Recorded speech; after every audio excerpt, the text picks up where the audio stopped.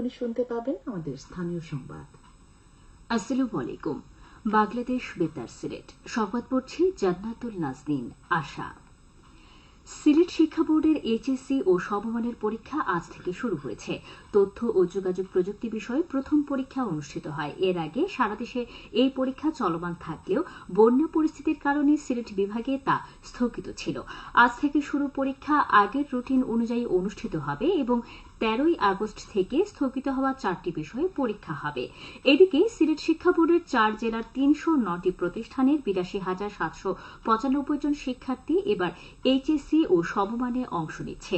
বিভাগের 4 জেলায় মোট 87টি পরীক্ষা কেন্দ্রের মধ্যে সিলেটে 33টি, সুনামগঞ্জে 22টি, মৌলভীবাজারে 14টি এবং হবিগঞ্জে রয়েছে 18টি কেন্দ্র। সিলেটের প্রধান দুই নদী সুরমা ও কুশিয়ারার পানি কমছে, তবে 4টি পয়েন্টে এখনও বিপদসীমার উপর দিয়ে বইছে। পানি কমে যাওয়ায় বন্যা আক্রান্তদের মাঝে স্বস্তি ফিরছে। নগর সহ উপজেলাগুলোতে আশ্রয় কেন্দ্র ছেড়ে নিজ বাড়িতে ফিরছেন মানুষ। সিলেট বিভাগীয় কমিশনার অফিস জানায়, তৃতীয় দফার বন্যায় সিলেট বিভাগে 375টি আশ্রয় কেন্দ্র খোলা হয়েছে। এর মধ্যে সিলেট জেলায় 213টি, সুনামগঞ্জে 45টি, হবিগঞ্জে 8টি, মৌলভীবাজারে 109টি আশ্রয় কেন্দ্র রয়েছে। বন্যায় সিলেট বিভাগে প্রায় 13 লাখ মানুষ আক্রান্ত হয়েছেন। এর মধ্যে সিলেটে প্রায় 6 লাখ, সুনামগঞ্জে 4 লাখ, হবিগঞ্জে 2 লক্ষ এবং মৌলভীবাজারে প্রায় 3 লাখ রয়েছেন। বিভাগের 375টি আশ্রয় কেন্দ্রে আশ্রয় নিয়েছেন প্রায় 21,000 মানুষ।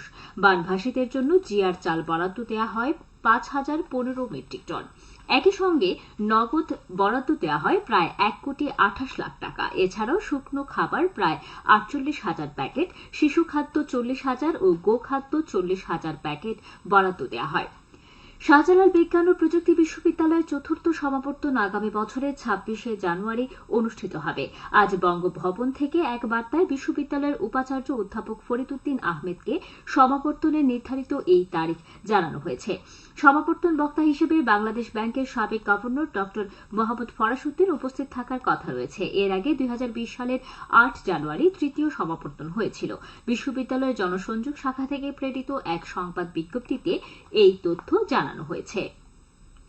সিলেটের বিয়ানীবাজার উপজেলার মরিয়া ইউনিয়নের কোনাগ্রাম কমিউনিটি ক্লিনিক চালু হয়েছে। আজ সকালে সাবেক শিক্ষামন্ত্রী নুরুল ইসলাম নাহিদ এমপি নবনির্মিত এই ক্লিনিক উদ্বোধন করেন। এলজিডির তত্ত্বাবধানে কমিউনিটি ক্লিনিক নির্মাণে ব্যয় হয়েছে প্রায় 1 কোটি টাকা। সিলেটের গোলাপগঞ্জ পৌরসভার 2024-25 অর্থ বছরের জন্য 60,33,20,000 টাকার বাজেট ঘোষণা করা হয়েছে।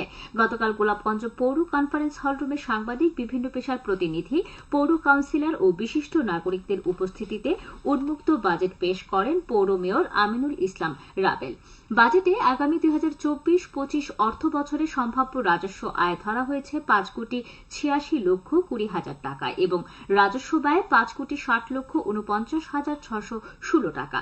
উন্নয়ন ব্যয় ধরা হয়েছে 54 কোটি টাকা। বাজেটে সার্বিক উদ্ধৃত ধরা হয়েছে 57,35,081 টাকা। বাজেটে প্রকল্প ও সরকার হতে এডিপি মঞ্জুরি 50 কোটি টাকা, প্রারম্ভিক স্থিতি 46,70,384 টাকা। এ সময় উপস্থিত ছিলেন কাউন্সিলর, সংরক্ষিত মহিলা কাউন্সিলর সহ পৌরসভার কর্মকর্তা ও কর্মচারীবৃন্দ। মৌলভীবাজারের কমলগঞ্জ পৌরসভার কুমড়াকাপন সরকারি প্রাথমিক বিদ্যালয়ের নতুন ভবন নির্মাণ কাজ এগিয়ে চলছে। এতে ব্যয় হচ্ছে প্রায় 82 লাখ টাকা। এ পর্যন্ত প্রায় 60% কাজ সম্পন্ন হয়েছে। ভবনটি নির্মিত হলে এলাকার শিক্ষার্থীদের শিক্ষার সুযোগ সুবিধা বৃদ্ধি পাবে। এলজিডি ভবনটি নির্মাণ করছে। এদিকে সিলেটের গোলাপগঞ্জ উপজেলার উত্তর কানিশাইল সরকারি প্রাথমিক বিদ্যালয়ের নতুন ভবন নির্মাণ কাজ এগিয়ে চলছে। এ পর্যন্ত ভবনের 70% কাজ শেষ হয়েছে। অবশিষ্ট কাজ আগামী অক্টোবরের মধ্যে শেষ হওয়ার কথা রয়েছে। শিক্ষা প্রকৌশল বিভাগের তত্ত্বাবধানে এতে ব্যয় হচ্ছে প্রায় 1,26,00,000 টাকা।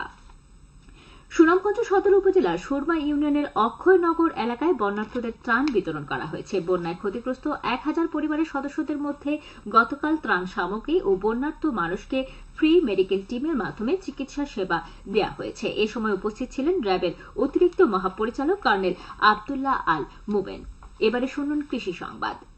সিলেটের জৈন্তাপুরে 3 দিনব্যাপী কৃষি প্রযুক্তি মেলা শেষ হয়েছে আজ। গত 7 জুলাই মেলা শুরু হয়। সমাপনী দিনে মেলায় অংশ নেয়া কৃষকদের কৃষি উপকরণ ও গাছের চারা বিতরণ করা হয় এবং উপজেলা কৃষি অফিস প্রাঙ্গণে একটি নারকেল, একটি খেজুর ও একটি তালের চারা রোপণ করা হয়। কৃষি সম্প্রসারণ অধিদপ্তর এর আয়োজন করে। সবশেষে আবহাওয়া। সন্ধ্যে 6টা পর্যন্ত পূর্বাভাসে বলা হয়েছে সিলেট সহ পার্শ্ববর্তী এলাকায় দক্ষিণ দক্ষিণ পূর্ব দিক দিয়ে অস্থায়ীভাবে ঘন্টায় সর্বোচ্চ 60 কিলোমিটার বেগে দমকা থেকে ঝড়ো হাওয়া বয়ে যেতে পারে। সেই সঙ্গে হতে পারে বৃষ্টি অথবা বজ্রসহ বৃষ্টিপাত। এসব এলাকার নদীবন্দর সমূহকে 1 নম্বর সতর্কতা সংকেত দেখিয়ে যেতে বলা হয়েছে। আজ সিলেটে সূর্যোদয় হয়েছে সকাল 5টা 9 মিনিটে এবং সূর্য অস্ত যাবে সন্ধ্যে 6টা 46 মিনিটে। সংবাদ শেষ হলো। আমাদের পরবর্তী স্থানীয় সংবাদ প্রচারিত হবে সন্ধ্যে 7টায়।